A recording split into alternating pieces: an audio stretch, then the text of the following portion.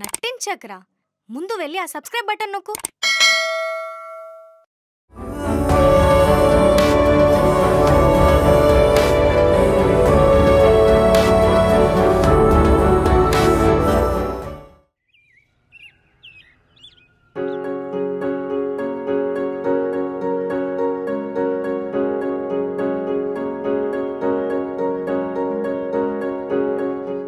Ram, house maintenance and electricity bill కట్టేశాను. అలానే మన కొత్త హౌస్ ఈఎంఐ కూడా కట్టేశాను. కార్ సర్వీసింగ్ కోసం మనీ అడిగావు కదా, దానికోసం కూడా సపరేట్ చేసి పెట్టేశాను, చూసుకో. గ్రాసరీస్ అండ్ మిగిలిన సామాన్ కోసం ఇవ్వే. నేను ఆఫీస్ నుంచి వచ్చాక డీమార్ట్కి వెళ్దాం, సరేనా? సరే. Isha, I love you. ఇంకొద్ది రోజులే ఈషా, మళ్ళీ అన్నీ నేనే చూసుకుంటా, సరేనా? ఇప్పుడు ఇవన్నీ నేను ఫ్రీగా ఇస్తున్నా అనుకుంటున్నావా? మరి కాదా? అన్నిటికీ లెక్కుంది బాబు, ఇచ్చేయాలి. ముద్దులతో కలిపి వడ్డీతో సహా ఇస్తే సరేనా? సరే, మరి నువ్వు రెడీ అయిపోయినట్టేనా? ఏ, నాకు ఒక 15 minutes టైం ఇవ్వు, బయట ఇన్వెస్టర్స్ కలవటానికి వెళ్ళాలి. ఓకే, నేను డ్రాప్ చేసేసి అటు నుంచి వెళ్ళిపోతా.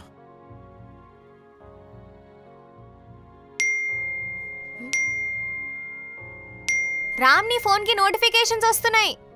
ఎవరో చూడు. గురూజీ అంటారా? శ్రీనివాసమూర్తి గారా? ఏంటో చూడు, వస్తున్నా.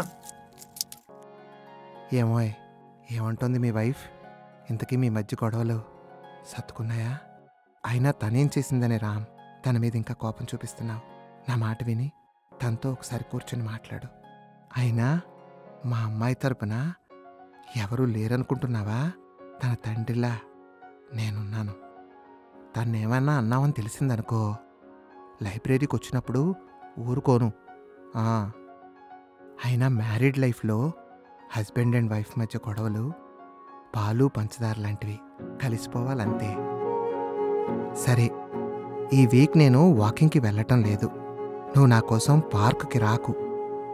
నెక్స్ట్ వీక్ లైబ్రరీలో కలుద్దాం. ఇదిగో మళ్ళీ చెప్తున్నాను, మా అమ్మాయికి ఎవరూ లేరనుకోకు, నేనున్నాను. ఏమైంది అంత నవ్వుతున్నావు? ఏం లేదు, ఆయన మెసేజెస్ చూసి. ఆయన అంతేలే, ఇంతకేం పెట్టాడు? నేను చెప్పడం కాదు, నువ్వే చూడు, నువ్వే చూడాలి కూడా. ఇప్పుడు అంత టైం లేదు గానీ పద వెళ్దాం.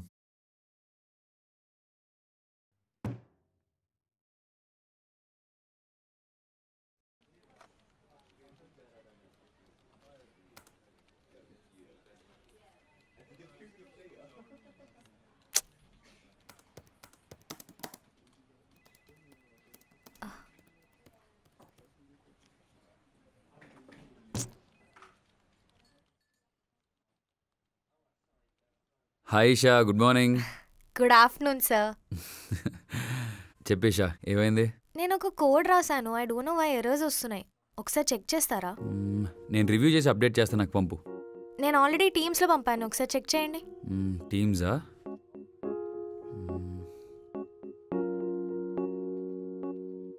ఓకే. సో ఇంకేంటి సంగతులు, ఆల్ గుడ్డా? అభి, యాక్చువల్లీ నీకు నేను సారీ చెప్పాలి. అది రామ్ని ఆ రోజు ఇంటర్వ్యూకి రమ్మన్నాను, but he didn't turn up. I know నీకు కొంచెం కోపం వచ్చింది, and I'm really sorry for that. That's okay Esha, పర్లేదు. అయినా రామ్ ఆ రోజు ఇంటర్వ్యూ అటెండ్ అవ్వడానికి వచ్చానని విన్నాను, బట్ ఎందుకు అటెండ్ అవ్వలేదు? అభి, యాక్చువల్లీ తనకి వేరే డ్రీమ్ ఉంది. ఆ డ్రీమ్ని ఎక్కడ మిస్ అయిపోతాడో అనిపించి వెనక్కి వచ్చేసాడు. ఓ కమాన్ ఈషా, మనం 2023లో ఉన్నాం. ఏ స్టెప్ అయినా ఈజీగా ఎక్కేయాలి. ఆలోచిస్తూ అడుగులేస్తే కాలు నొప్పులు వస్తాయి. Yeah, I know, but he's trying something different and I just want to support him, అంతే. సపోర్ట్ చేయడానికి ఏముందిలే, ఇల్లు నువ్వే చూసుకుంటున్నావు, మెయింటెనెన్స్ నువ్వే చూసుకుంటున్నావు. తను చేయడానికి ఏముంది, తిని తిరగడం తప్ప. నువ్వు అన్నది కరెక్టే అభి, కానీ నువ్వు అనుకున్నట్టు రామేం తిని తిరగట్లేదు. తిండి తిప్పలు అన్నీ మానేసి కేవలం నా డ్రీమ్ కోసం మాత్రమే తిరుగుతున్నాడు. యు నో వాట్ అభి, రామ్ ఈ కంపెనీయే కాదు, వేరే ఏ కంపెనీలో జాయిన్ అయినా మా సమస్యలన్నీ తీరిపోయేంత ప్యాకేజ్ వస్తుంది. But he's just not ready for that. కేవలం నా కోసం. అయినా మనం 2023లో ఉంటే ఏంటి, 2025లో ఉంటే ఏంటి?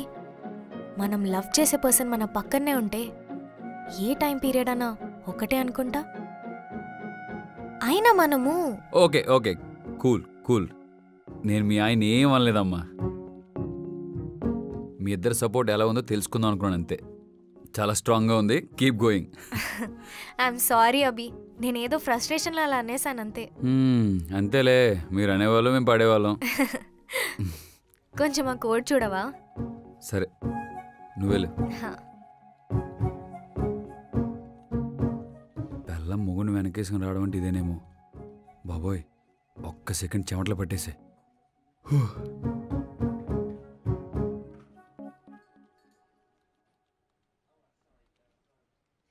ఈ సపోర్ట్ చూస్తుంటే లైట్గా నాకు కూడా పెళ్లి చేసుకోవాలనిపిస్తుంది. అంటే ఇంకా నీకు వయసు రాలేదురా.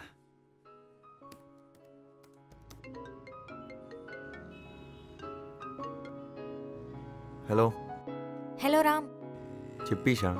ఎక్కడున్నావు? ఇన్వెస్టర్స్ ఏమన్నారు? ఇప్పుడే మీటింగ్ అయిపోయింది. ఆల్మోస్ట్ ఓకే అయిపోయినట్టే. అవునా? అయితే అంతా సెట్టా? ఆగాగు, అప్పుడే ఎగ్జైట్ అవ్వకు. ఇంకా టైం పడుతుందిలే. ఓకే సర్లే. ఈరోజు నాకు వర్క్ అంతగా లేదు. ఆఫీస్కి వస్తావా? బయటికి వెళ్దాం.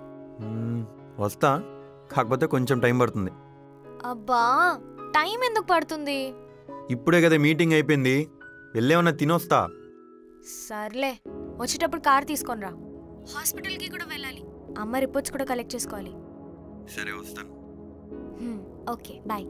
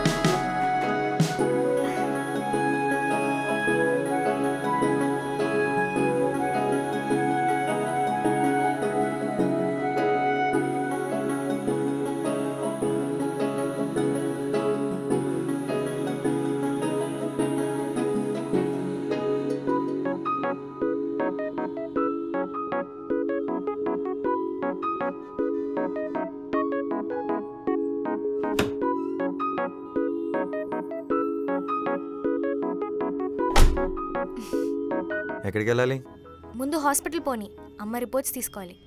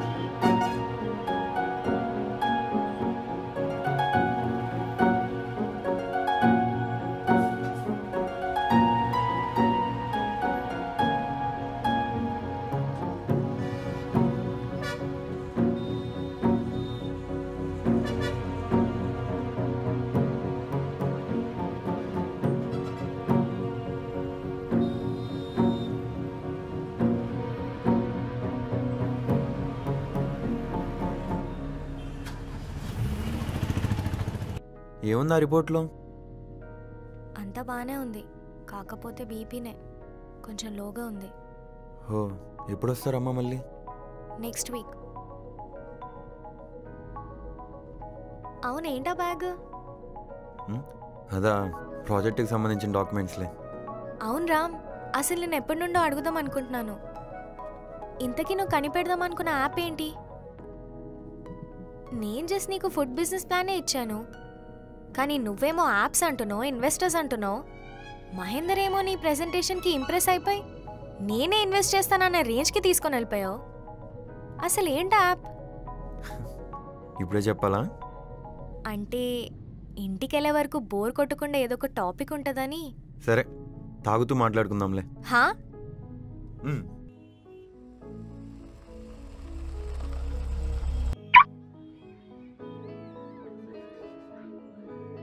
నువ్వు లాస్ట్ 2 years ఫారెన్లో ఉండేదాన్ని కదా ఈషా. అప్పుడు అమ్మని 3 monthsకి ఒకసారి హెల్త్ చెకప్కి నేనే తీసుకొచ్చేవాడిని. అప్పుడు అక్కడుండే పిల్లలు, వాళ్ళ అమ్మలు, వాళ్ళని చూడడానికి వచ్చిన వాళ్ళు డబ్బులు లేక, తినడానికి తిండి లేక అలానే ఫుట్పాత్ పైన పడుకొని ఉండేవాళ్ళు తెలుసా. వాళ్ళ దగ్గర తినడానికి కూడా డబ్బులు ఉండేవి కాదు. ఒకవేళ ఉన్నా కూడా వాళ్ళ పిల్లలకి తినిపించి వాళ్ళు మాత్రం తినకుండా ఉండేవాళ్ళు. అంతెందుకు ఈషా, ఒక్కోసారి లేట్ నైట్ అమ్మ నేను బయట ఫుడ్ ఆర్డర్ చేసుకొని తినేవాళ్ళం. ఆ ఫుడ్ ఏమో అమ్మకి సరిగా పడేది కాదు. ఇవన్నీ చూశాక నాకు అనిపించింది, మనం ఎందుకని అందరికీ అందుబాటులో అమ్మ చేతి ముద్దను అందించకూడదు అని. నీకు ఆకలిస్తే నువ్వు ఫుడ్ ఆర్డర్ చేసుకొని తింటావు, కానీ అది హోమ్ మేడ్ ఫుడ్ అని గ్యారంటీ ఉందా? ఆ గ్యారంటీ మనం ఇస్తాం. అంతేకాదు, ఎవరైతే ఆకలితో ఉండి తినడానికి డబ్బులు ఉండవో వాళ్ళు మన యాప్ ఓపెన్ చేసి హాఫ్ అమౌంట్ పే చేస్తే చాలు, మనమే వాళ్ళకి హోమ్ డెలివరీ కూడా చేస్తాం. ఇవన్నీ చెప్పడానికి తేలిగ్గానూ ఉంటాయి, వినటానికి అర్థం కానట్టు ఉంటాయి. వన్స్ ప్రాసెస్ స్టార్ట్ అయ్యాక మెల్లగానే నీకే అర్థమవుతాయి. ఏమైంది అలా చూస్తున్నావు?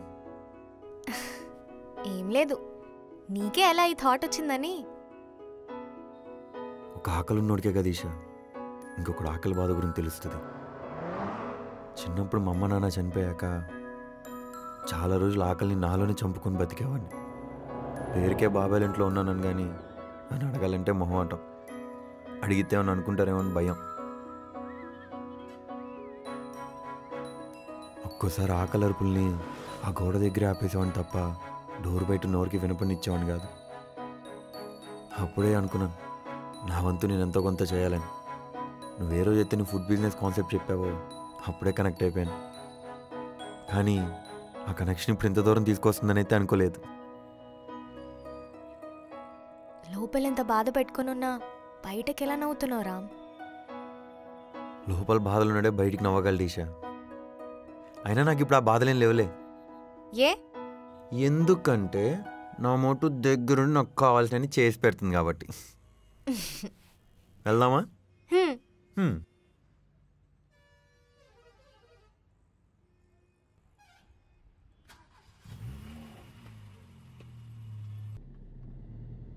అవును, ఇట్టెందుకు వెళ్తున్నాం? మన ఇలా అట్టు కదా. ఏం లేదు, దారిలో చిన్న పని ఉంది, చూసుకొని వెళ్ళిపోదాం. జస్ట్ 10 minutes అంతే.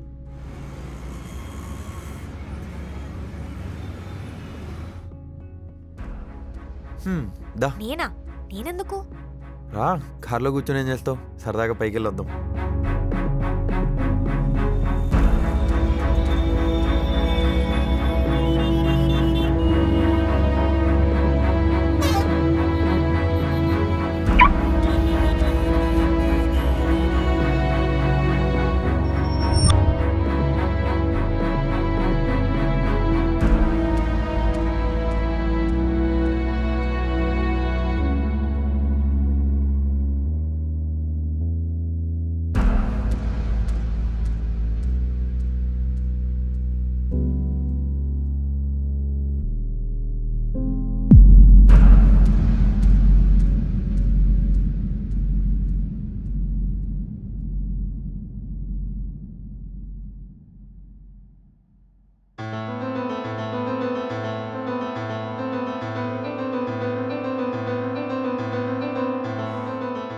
Hi sir, good evening.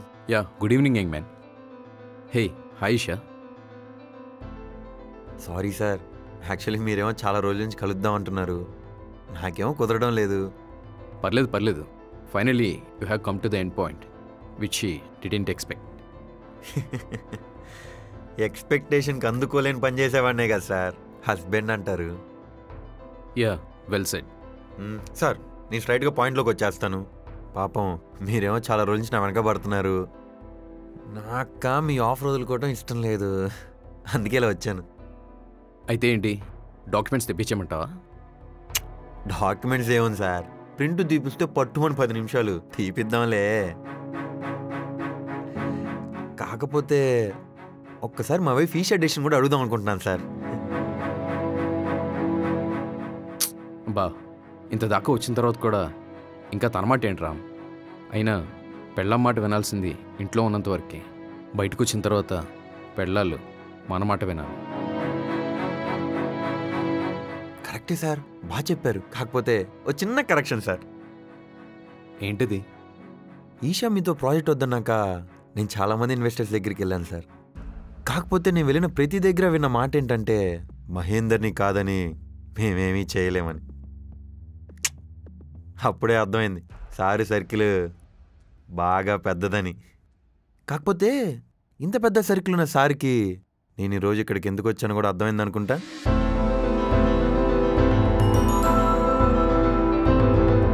ఒక 3 years బ్యాక్ అనుకుంటా సార్, నేను రోడ్ల మీద ఖాళీగా తిరుగుతూ దేనికి పనికిరానేమో అనే ఫీలింగ్లో ఉన్న టైంలో ఒక చెయ్యి నన్ను పట్టుకొని నేనున్నాను, నువ్వేమన్నా చేయగలవు నాతో చెప్పింది, ధైర్యాన్ని ఇచ్చింది. ఇప్పుడు అదే అమ్మాయి చెయ్యి వదిలేసి నేను ఎలా వస్తాననుకున్నారు సార్? సార్ మీ ప్రాబ్లం ఏంటో చెప్పనా? ఎమోషన్స్కి వాల్యూ ఇచ్చేవాడు మీ దృష్టిలో మనిషే కాదు, అదే ఎమోషన్స్ లేనోడు అసలు మనిషే కాదు. మీతో ప్రాజెక్ట్ ఇష్టం లేదని చెప్పి ఫోన్ కాల్లో కూడా చెప్పేయచ్చు. కాకపోతే ఈశాన్ తీసుకొచ్చి చెప్పడానికి ఒక రీజన్ ఉంది.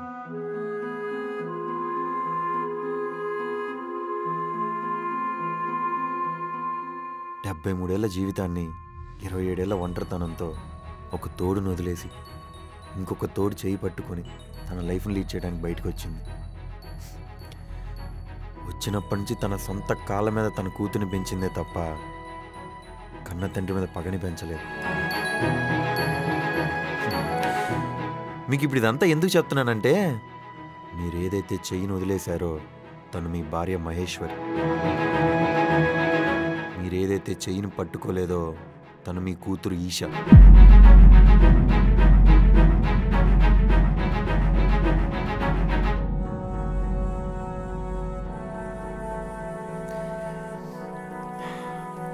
నాకు తెలుసు సార్ మీరు ఎమోషన్స్కి పెద్ద రెస్పెక్ట్ ఇవ్వరని చెప్పి, కానీ మీకు కూడా తెలియాలి కదా మీ కూతురు కూడా సక్సెస్ఫుల్ అవుతుంది అని. అప్పుడే ఆ తల్లి పెంచిన దానికి ఒక అర్థం ఉంటుంది.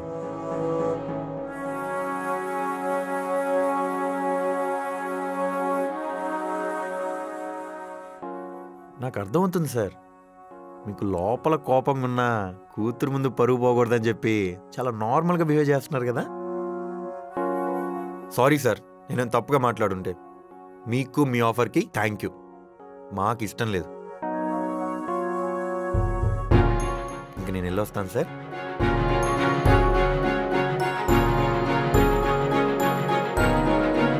సార్ వెళ్ళే ముందు ఒక చిన్న మాట.